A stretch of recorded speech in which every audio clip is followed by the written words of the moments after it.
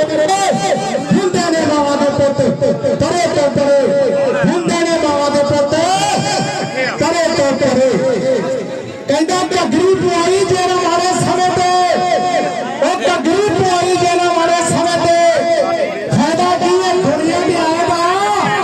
निकले में लाई जेना मारी तकदीर ओ ना तेरा नाम मांगे जाएगा आई लव यू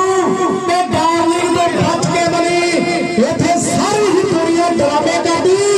ए मंग तेरा पई मारे समय दा राजू फिर जाके दुनिया सलामा करदी ओ फिर जाके दुनिया सलामा करदी आप ही हीरा साथ में बड़े प्यारे लोग बोलते हैं मेरे सादा अपने समय का बहुत बढ़िया पहलवान होया तो कमेंट्री भी बहुत बढ़िया बड़े प्यारे लोग बोल रहे हैं।